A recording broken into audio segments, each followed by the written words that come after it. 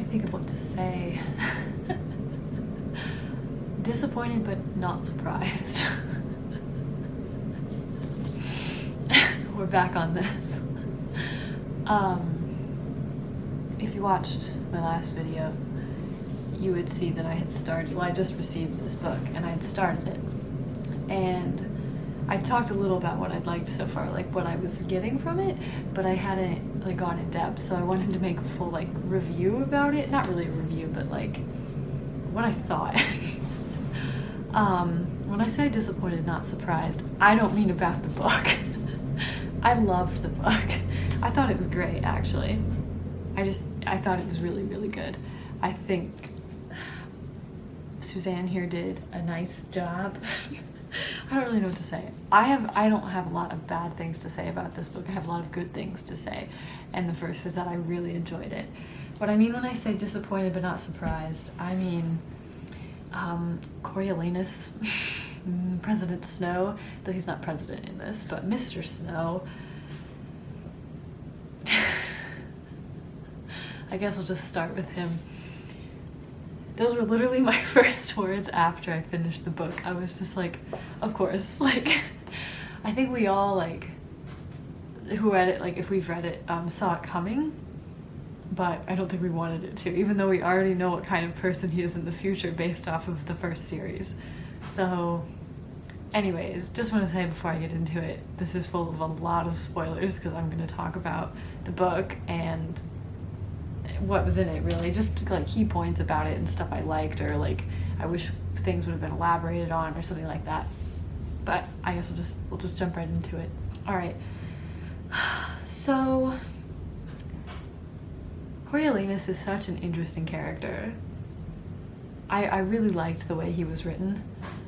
I think it was neat to see the difference between like how he was written versus Katniss in the original series. They were so different, just in the way she wrote them, the dialogue used, the thought process. It was so neat because both of their personalities came across very clearly, and his was so different.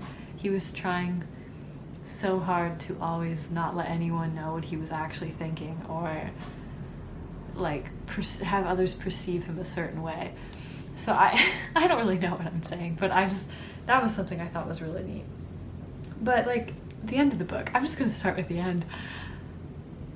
It was so clear, like I feel like we could all feel it, or I could feel it, how he was gonna turn on Lucy Gray, like so quickly. From the moment they left for the woods, I was like, this is not gonna go well, because there wasn't a lot left, and I was like, hey, what is gonna be a defining moment here? And I was glad that she picked up on it, because I didn't want her to die. And I know that we don't really know if she died or not, when he was going after her, and if he actually shot her or not, but it was like when he was hunting her in the woods. But I just think it was better left that we don't know for sure, because we still could see how clever she was to have caught on to him being the one who had exposed Sejanus, and just figuring it out. And also that she had like laid a trap because she knew. And what I thought was so interesting is how he played it, like in his head, how this made her the evil one, and that justified him going after her, which was just, you could see it building all along, like his moral compass slowly crumbling, or if he had one at all, but it was slowly coming out. So, but I was glad that she got away, because I thought that it was like the song, like how Maud Ivory had talked about it, about her song, about her being like this ghost, like her namesake. So I liked that it left it where we didn't know what happened to her. I mean, obviously when Katniss's time comes around, she probably would be dead, but maybe not, because she was younger than President Snow, or in the main series, or Coriolanus. But so I really liked that. I liked that it was left open. I thought that was really cool. And I'm sorry, I keep glancing down because I have notes. Okay, what else do I have to talk about? Oh, yes, we were like, or I was personally, I like went into the book knowing that like this is not a good person, at least in the future. And it was weird because you were like, or I was rooting for him at times in this. Like, I wanted him to succeed, and because this, at one point he still wasn't like morally corrupt yet, or like as much. You couldn't really tell. Like, he was a normal kid, really. I mean, he'd had lots of trauma, I mean, with the war and everything, but I think he was still finding that balance between right and wrong. So you were, the reader, like rooting for him, like to succeed, because you liked Lucy Gray too, and you wanted him to defy Dr. Gall and like all of these other characters, and he was for a while. You were like, okay, like, yeah, that's what you should be doing. And, you know, obviously it ended differently, but I liked that we all went into it knowing that this was a character in the future that does horrible things, but it made us as the reader like want them to succeed. It was like, obviously, again, at the end we see how it all kinds of falls apart, and how he became the man that he was in the original like trilogy. But I just thought that was a good point. Oh, just as this is just about writing, but I really liked how Suzanne, Miss Collins, Mrs. I don't know what to call her, how she just painted this picture of Panem like before Katniss's time. I just think it's so neat, because we did not get to see that. We didn't know what it was like back when Coriolanus was a kid, like we got to see in this book. I just thought it was so cool. And to see the capital like from someone's perspective who's actually lived there their whole life, I thought that was a really good approach too, that's what she chose to write about, like write about Coriolanus' story. So I really enjoyed seeing the capital like from like a citizen's perspective, like from the capital, instead of a tribute or like a district member, because we did see that with Sejanus too. Like him being originally from 2, and he just never really felt at home, which is understandable, but like I really liked that we could see the perspective of people who had lived there their whole lives. Obviously, some of them didn't really connect with the world, and they were so belittling to the people in the districts, which was wrong. But I liked to see the perspective. That was cool. This is like, all of this stuff is so out of order, but I'm just gonna keep talking about it. Okay, and it's getting darker. It's because it's nearly nightfall. I don't have my watch on, but it's like 8:15. And I'm like, I've showered. I'm almost ready for bed. But I needed to talk about this book. So, yeah, I guess I'll just start talking about all of the songs that she wrote, like for the book, or like Lucy sang or Lucy Gray wrote.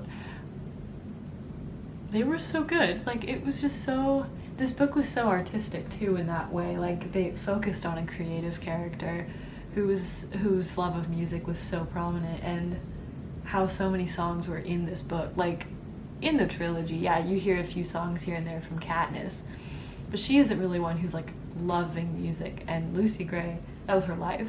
So I loved that it was, that was just written so well, and how we got to see so many things like that connect in with the original trilogy, like her finding Katniss roots, or like going to the lake, and where Katniss goes in what book is that? In Catching Fire. And then, like, I just think it's so cool, like how these people were there before she was, and like the Hanging Tree song, or the Meadow song that she sang to Rue, like how Lucy sang those, wrote the one, and what it meant. Like, I love that we got a whole backstory for that song. Like, that was so cool. I was like, I love that we get to read about this and just see what it meant. Like, it meant so much more than like just, I mean, obviously there was a reason that they didn't want it to be sang, like why they were told not to sing it, because it was, you know, rebellious or whatever. But I liked that you could see the connection between Lucy Gray and Billy Taupe.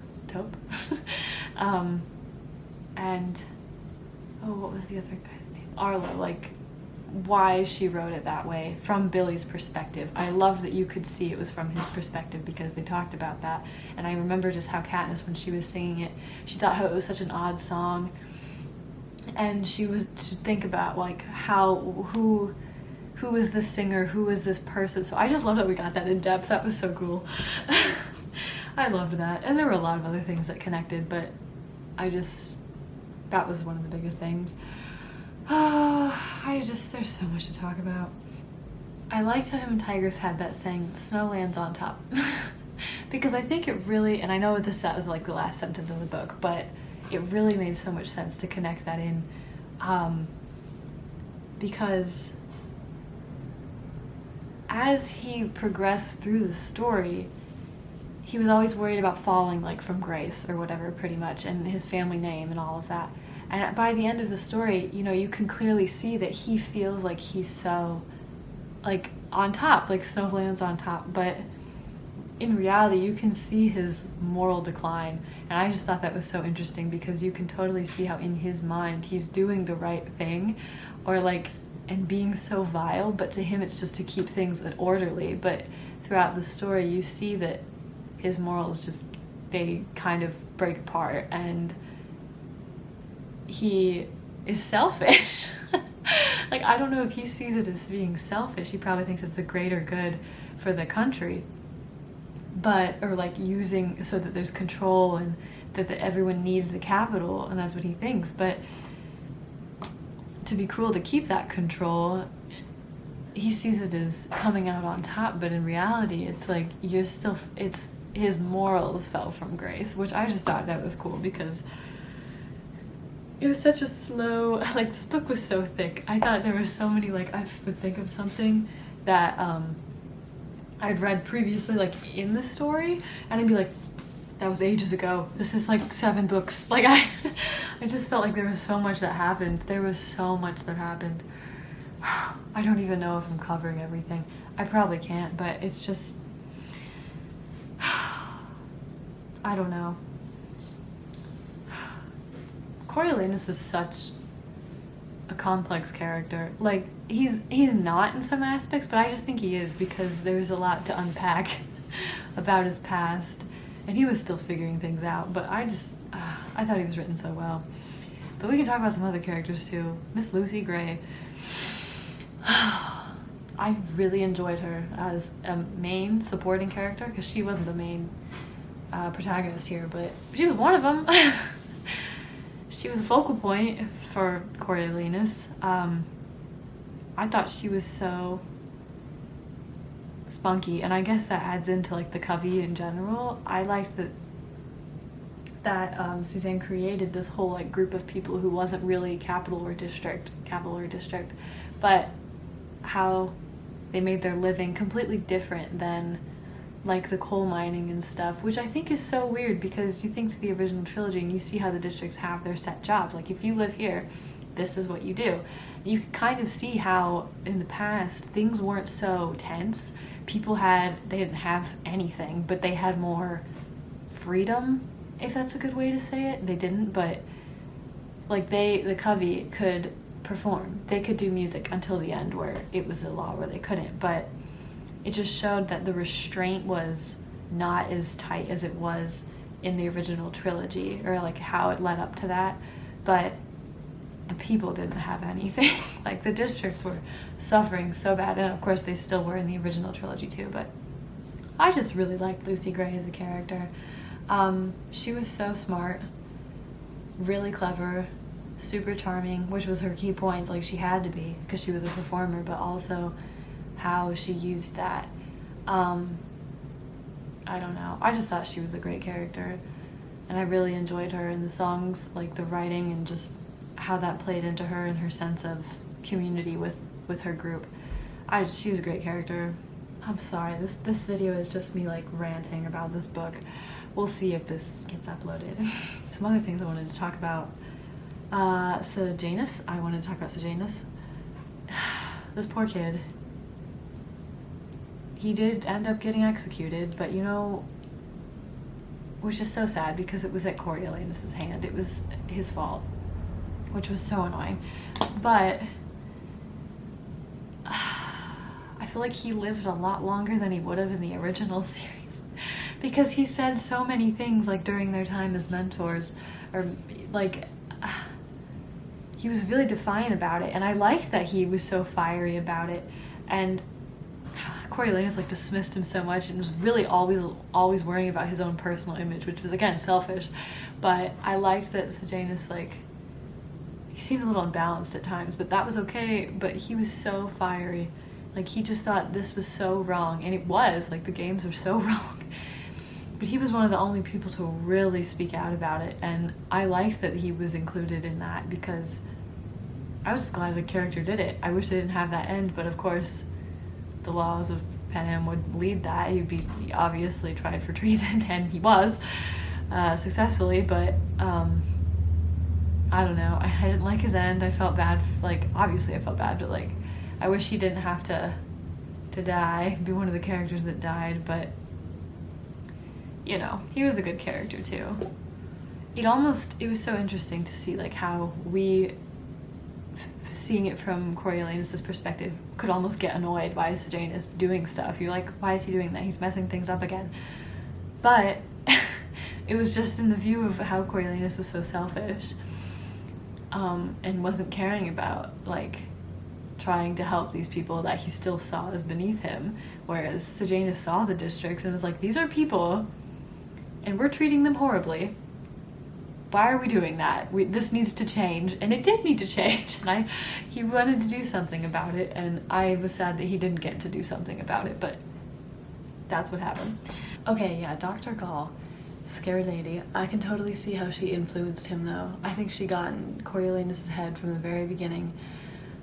And I think they were a lot more alike than he wanted to admit, because he did not like her at first. He thought she was terrifying, and she was. I think at first, when he was still like morally okay, he saw that she was kind of a terrible person.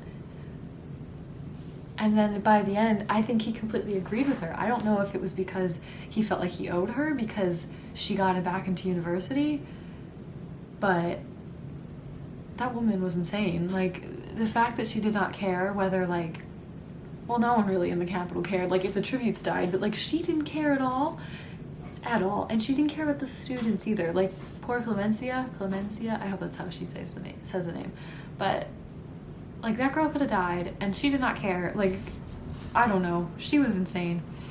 I liked that he was not, that Coriolanus wasn't like rich the whole time. Like, he was, and that really left a big chip on his shoulder when he wasn't.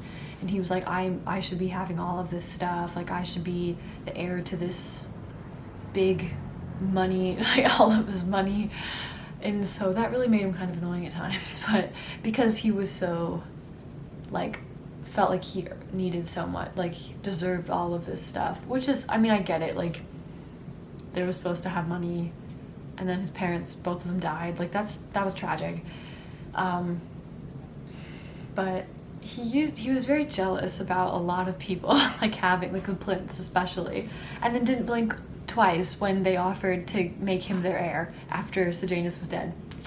Not a good person. You know what I mean? Like, he just, I don't know. But I liked that he had, like, in the beginning, where it was just him, the Grand Mam, I loved that, and Tigris, how they really were struggling and continued to struggle until he sent some of that money, and then the Plinths made him their heir. But I liked that we got to see that soft bond, like, between the cousins there. And that was a heartwarming thing. Like, you felt for them because they didn't have a lot, but Coriolanus, like, made it kind of annoying because at the same time he would complain so much about it. Like, feel like he should be so deserving of this and that, which I understand, but still, he gets under my skin. But I liked that they showed how they were living beforehand, and the roses, and him smelling like roses all the time because of his mother's, like, compact of makeup. I loved that she tied that in and how he would wear the rose on his lapel or in the buttonhole or whatever, and how that would just, I can see that carrying on because he would want to remember the Grand Mam and just want to smell like roses once he started poisoning people. But, you know, that's another thing. I guess one thing I wish that was elaborated on would have been Tigris, because I'm assuming this is Tigris who sheltered the star, what were they called? The Star Team or whatever. I can't remember what it was called in Mockingjay. Katniss's group with Gale and Finnick and Cressida and Pollux. That Tigris sheltered them. Like, that's what I'm talking about when in Mockingjay, when she took them in and hid them in her basement or whatever, and how she was completely different in that. But I just wish that was elaborated on more, because they were cousins. And that's crazy, because in Mockingjay, Katniss tells her that she's gonna kill Snow, and she's happy, like Tigris is happy about that. And if this is the same Tigris, like again, that's his cousin. And so I just wish we would know like what happened between them. Like, did she find out about Sejanus, like that he was responsible for his friend's death? Like, I just want to know like what happened between them, and like why she ended up where she did, because I just thought that was so interesting that she would be his cousin. But I just wish that we got more of like what happened between them. But it was still cool to have her integrated into the story. I just think that this was such an interesting book. I loved it. It was great. The Capitol was so like cruel to the tributes. They didn't feed them, they didn't, like, that's insane. Like, to think about the conditions of what Katniss goes into the games as. Obviously it's not ideal, because they're still fighting to the death, which is horrible, because they're that would be horrible for anyone, but they're children, you know? So, but this was like a whole other level of horribleness. Like, the mutts were introduced, I feel like, here, which was bad, but they were in like just like a coliseum, like an arena like that, and there were no like, they couldn't send them food originally until Coriolanus had thought of that, or someone else, I can't remember if it was him exactly, but, and how they weren't feeding them at all, and like that went to the kids, and like then that one girl died, and then, you know, so it was just, I thought that was insane, like that half the people didn't know that the tributes like weren't getting fed, and then they were like, well, should we be treating, like how they were treated absolutely horrible. Like the disconnect between the Capitol and the districts in this book versus like this one, I feel like is greater in this one. Maybe because it was sooner after the war. This one I feel like they're at least looked at as human beings. Because Katniss is like loved by the people. Like the people love her. And like in the first book, when she's presented, like Cinna loves her, and like her prep team loves her. They don't look at her like she's like an animal or like something beneath them. So, or, you know, not as much or something. Like obviously the Capitol people don't like the districts, but they don't like think of the people as like animals or whatever, like how they do in this, or like how they would call them district, or no, I'm Capitol, I'm not district. So that was just, I just thought it was insane. Like, you know, obviously you read this series, you're like, oh, that's pretty bad. And then you read this book and you're like, oh, it was worse before it was that series. It was worse. I don't know. I don't know what to say anymore. These are my jumbled thoughts about this book. I finished it. It's Sunday night. I had to make the video. I just wanted to get down, like sit down and do it. Yeah, so I did finish it before school starts tomorrow. It was epic. And I know I'm missing a ton, like, to talk about it, but these were just some of the scrawled notes I could get out. I just needed to talk about it because I was like, I'm gonna forget if I don't talk about it immediately. Some of the key points. I know I'm missing some things, but those were just some of the things that really stood out to me. I didn't talk much about his friends at school, or, oh, one more thing. Dean Highbottom and his dad, how they were connected. But that wasn't what I wanted to say. I just thought from the moment that he thought of giving the poison, like the compact, to Lucy Gray and being like, oh, she could use the rat poison, I was like, this is just a segue into what he uses poison to, like, get rid of people he doesn't like in the future. And we saw that at the end, that carrying through with when he put the rat poison in the morphling that he knew Dean Highbottom would use. And I just thought that is so, like, it was becoming so clear, like, this is the person he's gonna be now, and set it up for the, you know, the original trilogy. But that was probably one of my last points. I just was like, this is crazy. I once again credit Lucy Gray at the end for catching on, because I didn't want her to die. I was like, no, but